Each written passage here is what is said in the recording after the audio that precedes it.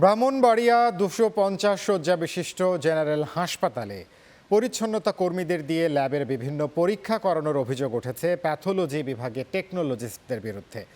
এতে রোগ নির্ণয়ের সঠিকতা নিয়ে উদ্বেগ প্রকাশ করেছেন সচেতন নাগরিকরা। এদিকে অভিযোগ অস্বীকার করেছে হাসপাতাল কর্তৃপক্ষ। ব্রাহ্মণবাড়িয়া থেকে আল মামুনের পাঠানো তথ্য ছবিতে ডেস্ক রিপোর্ট।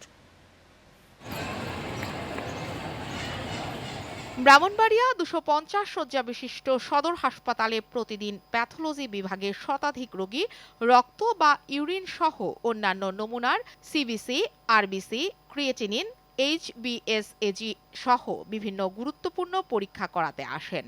সরকারি হাসপাতালে স্বল্প খরচে এসব পরীক্ষা হওয়ায় রোগীদের চাপও থাকে বেশি। অভিযোগ উঠেছে এক পরিচ্ছন্নতা কর্মীকে দিয়ে প্যাথোলজি বিভাগের একটি মেশিনে বসে বিভিন্ন পরীক্ষার কাজ করাচ্ছেন ল্যাব ইনচার্জ রেজাউল করিম।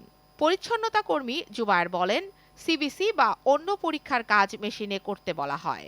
না, আমার একটু বয়স হয়েছিল, আমি কইছি আমি এগুলো পারি না, আমার কাজ তো এইটা না।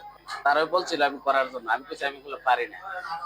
আর এক নারী পরিচ্ছন্নতা কর্মী জানান, ল্যাবে পরিচ্ছন্নতা কর্মী হিসেবে কাজ করা হয়।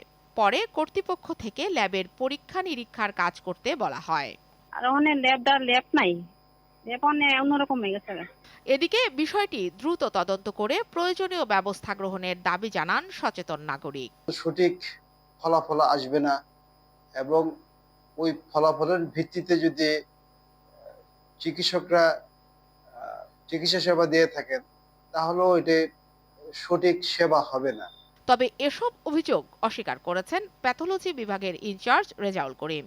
তিনি দাবি করেন, ল্যাবের পরীক্ষার কাজ মেডিকেল টেকনোলজিস্টরাই করেন।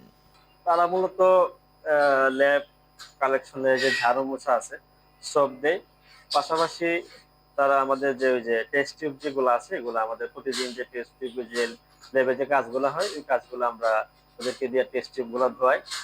ব্রাহ্মণবাড়িয়া ২৫০ শয্যা বিশিষ্ট জেনারেল হাসপাতালের তত্ত্বাবধায়ক ডাক্তার রতন কুমার ঠালি বলেন, অভিযোগের সত্যতা পাওয়া গেলে সংশ্লিষ্টদের বিরুদ্ধে ব্যবস্থা নেওয়া হবে। কাউকে যদি জোর করে বসাইয়া যদি কোনো কাজে লিপ্ত করার চেষ্টা করে কেউ, এটা তা আমরা ব্যবস্থা নিব। চিকিৎসা সেবার মূল ভিত্তিই হলো সঠিক রোগ নির্ণয়, আর সেখানে কোনো ধরনের অবহেলা বা ত্রুটি রোগীর জীবনের জন্য বড় ঝুঁকি তৈরি করে বলে জানিয়েছেন সংশ্লিষ্টরা। Channel 9 news desk.